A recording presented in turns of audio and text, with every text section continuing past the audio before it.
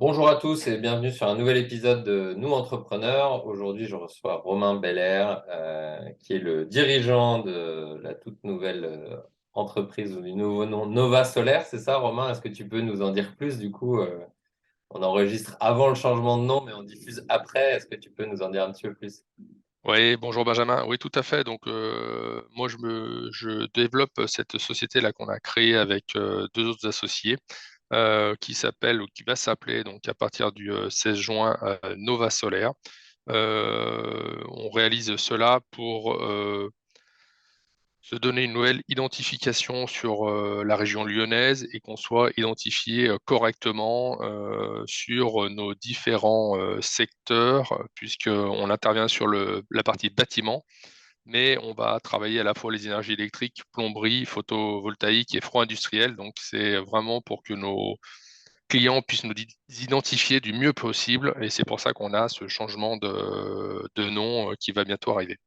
Super. Donc ça, c'est l'actualité toute récente. Est-ce que revenir un petit peu en arrière sur toi, ton parcours entrepreneurial, comment est-ce que te retrouves là? Quelles sont les grandes étapes te concernant? Eh ben, écoute, ça va être assez rapide. Effectivement, moi, je viens plutôt d'un parcours scolaire technique, hein. J'ai fait un bac technologique, un DUT plutôt mécanique et une licence de l'automatisme. Et après, j'ai basculé sur la partie commerce, sur tout ce qui était développement commercial de machines spéciales, en particulier dans l'agroalimentaire et la logistique. Donc, j'ai navigué pendant 15 ans après ce cursus scolaire technique, puis commercial, pour finir avec un master en gestion, en management et gestion des entreprises sur Grenoble. J'ai navigué vraiment sur la partie commerciale, industrielle, après pendant 18 ans, à la fois en démarrage en technico-commercial, puis responsable grand compte et directeur de filiale sur le spectre France, mais de deux sociétés internationales. Et c'est vrai que de travailler à la fois dans les PME, dans ces grandes sociétés, et d'avoir surtout travaillé de façon très rapprochée avec les COMEX ou CODIR, eh ben, te donne envie, te montre certaines visions d'entreprise, certaines visions de dirigeants. J'ai eu la chance de travailler avec des dirigeants actionnaires et des dirigeants plutôt de filiales françaises Ouais. et m'a donné envie vraiment de plonger dans ce bain-là. Et j'ai créé cette opportunité cette année, fin de l'année dernière, début de cette année, en créant cette société Nova Solaire avec deux autres anciens collègues professionnels qui sont associés à cette aventure. Ok, génial. Et en même temps, donc des postes, une évolution dans des boîtes existantes, pour l'avoir vécu, ça peut donner envie. En même temps, il y a un certain confort. Quel a été l'élément déclencheur ou qu'est-ce qui t'a amené à passer le pas quelque part? C'est une très bonne remarque parce que soit on se dit, bon, ben voilà, on a un peu plus de 40 ans, on est confort et on va rester comme ça parce que c'est pas le même stress, c'est pas les mêmes responsabilités. Euh, et effectivement, au bout de 18 ans dans la même activité, on est entre guillemets référent, plutôt à l'aise. Et moi, j'avais ce besoin de nouveau goût de change et surtout de redonner un nouveau sens plutôt à ma vie professionnelle où pendant 18 ans, on a avec des anciens collègues, et puis l'activité était de développer tout ce qui était emballage, mais d'aller chercher des recyclabilité d'emballage, de moins consommer d'emballage, moins de plastique, etc. Donc ça a été super. Et, euh, et lors d'une démarche d'une de mes sociétés internationales où on a fait la fresque du climat, Mhm. je ne sais pas si tu connais ça, mais Ouais, c'est ouais, je fais ça, plutôt bien quelque chose sûr. qui se fait assez facilement maintenant depuis 2-3 ans. Eh ben, j'avais envie d'amener ma pierre à l'édifice au niveau social, sociétal, et j'avais vraiment une appétence sur tout ce qui était baisse des consommations, énergie du bâtiment, à la fois sur de la construction que j'ai pu faire personnellement sur mes biens immobiliers. Donc l'idée était vraiment de venir apporter ça et l'énergie verte. Alors, on n'était pas encore développé jusqu'à il y a un an et demi, mais c'est quelque chose qui trotte dans ma tête depuis maintenant 2-3 ans. Donc, c'était une vraie opportunité de venir marier, on va dire, la partie passion et la partie entrepreneuriale. Génial. Top. Ça me parle beaucoup. Qu'est-ce que vous proposez justement avec aujourd'hui, on a parlé de toi, personne physique, on y reviendra. Là, on parle un peu de l'activité de la personne morale. Qu'est-ce que vous proposez? C'est quoi votre proposition de valeur, votre unicité et à qui? Alors aujourd'hui, sur la partie photovoltaïque, ce que l'on fait, c'est on a la base déjà de bureau d'études. C'est-à-dire qu'on va pas être juste un installateur.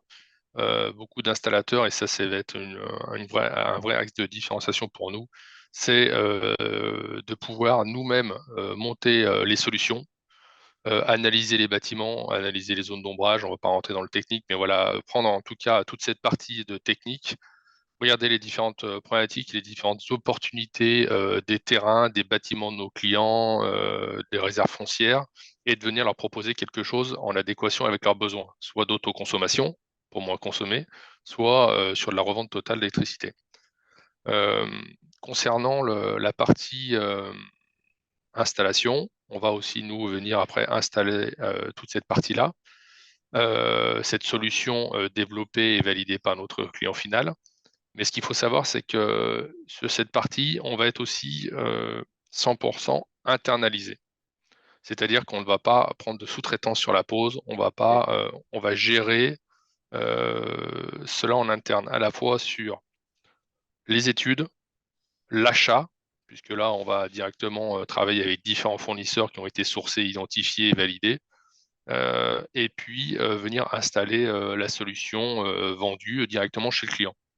Ça va jusqu'après faire la maintenance, hein, bien évidemment, et faire le suivi de cette activité chaque année, ou si, je ne sais pas, demain, une problématique pourrait avoir au niveau climatique, casse produit, garantie et autres. C'est quoi l'avantage du coup principal pour le client par rapport à ce que j'imagine en opposition avec un travail plus dispersé ou collaboratif ou moins Bah, centralisé? le client aura un seul point de contact Ouais, qui va justement venir sur cette partie-là, activité, gérer toute la partie études, venir avec lui avec la bonne formation, avec la bonne solution, lui faire aussi les démarches au niveau mairie, au niveau contrat Enedis, puisqu'aujourd'hui, ce qu'il faut savoir, c'est que effectivement beaucoup d'entreprises travaillent ces parties-là en sous-traitance. Je ne dis pas que c'est pas bien fait, mais au moins on va garder la main chez nous et le suivi pour une mise en place rapide, une mise en œuvre plutôt rapide et pas de perte d'information. ok. Ça, Donc tu c'est peux ça, pas c'est ce dire que l'on propose. j'attends mon partenaire qui me répond pas. Tout est en interne et vous avez quelque part un point de contact et une responsabilité globale sur le projet, y compris dans sa phase SAV en fait. C'est ça. Ouais, tout à fait, c'est exactement ça, et c'est la force du groupe, puisqu'aujourd'hui, donc, le groupe Nova, juste pour en parler un petit peu, c'est un peu plus de 10 millions d'euros de chiffre d'affaires, c'est plus de 15 électriciens, une vingtaine de plombiers spécialisés, des ingénieurs sur du froid climatique, et puis quelques personnes aussi formées sur tout ce qui est quali PV, donc partie photovoltaïque. Donc la force du groupe fait qu'on a un certain poids au niveau des assurances, et on a 70 personnes embauchées aujourd'hui. Et on se permet justement d'utiliser ce vivier à la fois sur la partie électricité, puisqu'on a 17 électriciens, à la fois sur la partie travail en hauteur ou travail en toiture, puisqu'on a une partie menuiserie et habilitation où dedans nous avons deux charpentiers. Donc on va arriver avec les spécificités directement en interne. Et le fait est, c'est que ben, toutes les semaines, on a nos points prévisionnels sur les 2 prochaines semaines et les prochains mois, où on va justement venir valider, verrouiller notre personnel et les différentes, selon les spécifications des chantiers. Donc ça, c'est Mhm. plutôt très très intéressant parce qu'on arrive sur un modèle qui est plutôt mutualisé et qui nous permet et qui permet aux clients d'avoir effectivement un seul point d'entrée, et donc une communication claire et nette sur leurs besoins. Ok, très bien. Comme je te le disais en préparation, une question que j'aime bien, c'est comprendre les idées fausses ou les a priori qui peuvent circuler sur un métier et qui permettent un peu d'éduquer les personnes qui sont pas forcément au fait des différents détails. Est-ce que c'est quoi le plus grand a priori ou idée fausse qui circule sur ton métier? Alors, comme ça, indirectement, je verrais photovoltaïque égale risque feu. Mon bâtiment Ouais, va prendre feu. Je pense que ça, c'est ce qu'on attend, c'est ce qu'on entend assez souvent sur le sujet.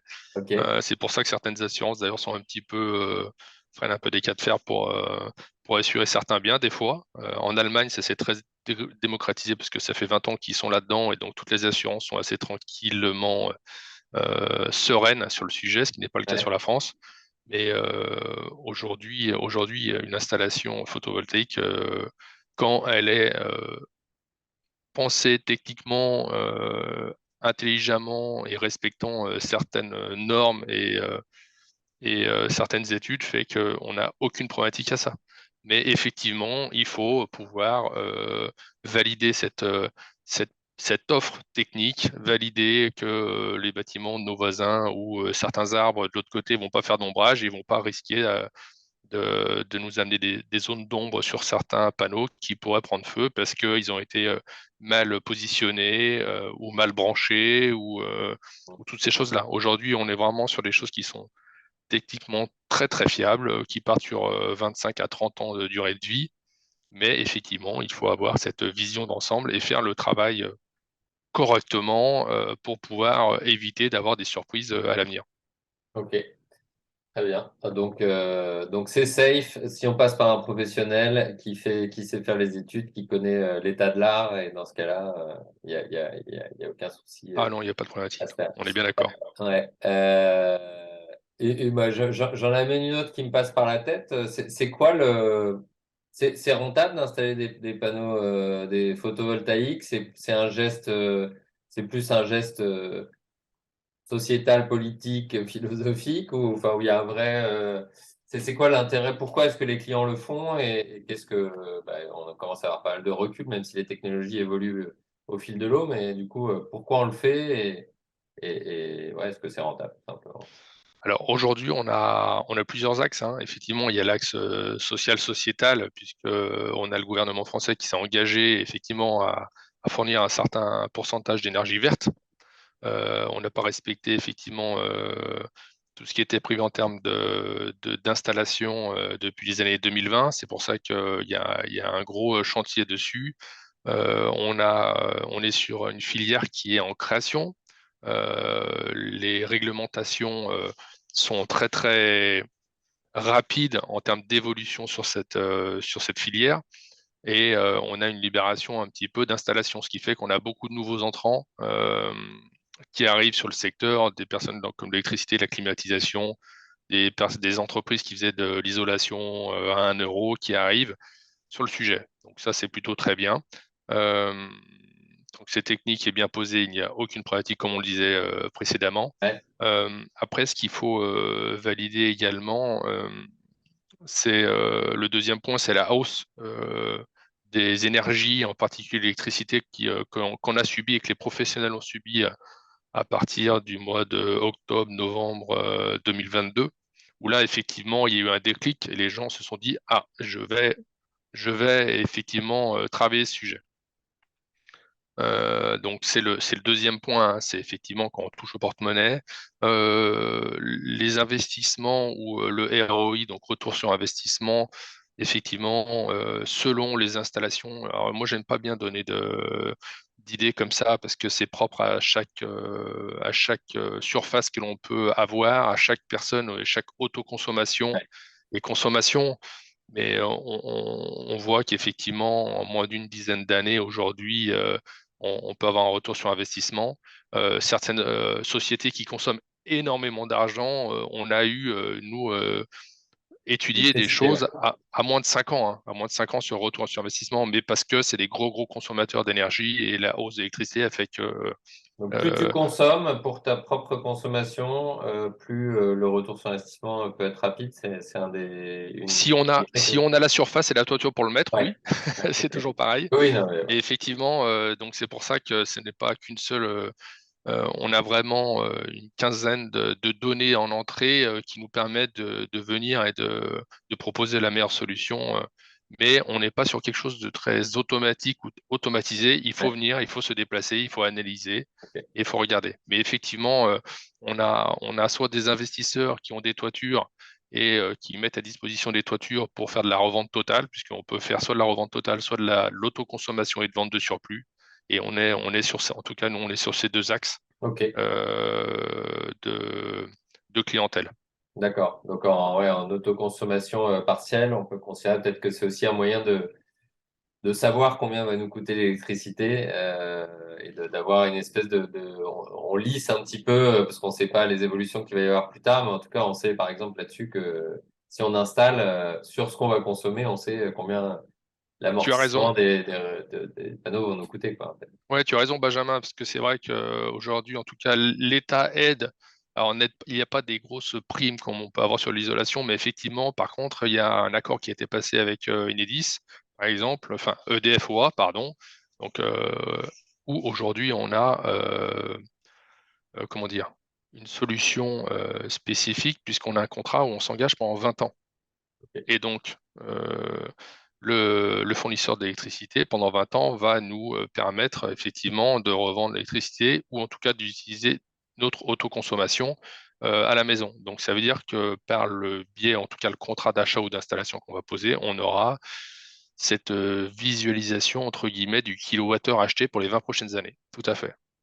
Ok, super.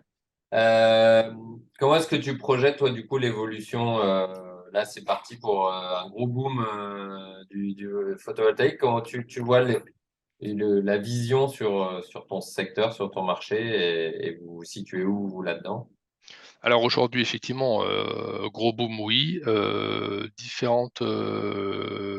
Différentes options, en tout cas différentes solutions à fournir, hein. La partie habitation, où aujourd'hui, habitation principale, c'est pas notre cœur de métier, mais les personnes sur notre réseau professionnel, quand on en pose sur certains bâtiments, effectivement, bah, les personnes demandent que l'on pose ça directement aussi quand ils sont contents de l'installation, qu'on le fasse chez eux et puis après chez potentiellement d'autres personnes. Donc, c'est pas ce qu'on met en avant, mais effectivement, on va en faire sur 20-30% du chiffre d'affaires de la société. Ouais, Euh, et puis après, la partie plutôt industrielle, euh, donc les industries qui consomment, qui ont déjà des bâtiments existants et qui veulent s'équiper, ça c'est le premier point, si la structure des bâtiments le permet en termes de poids.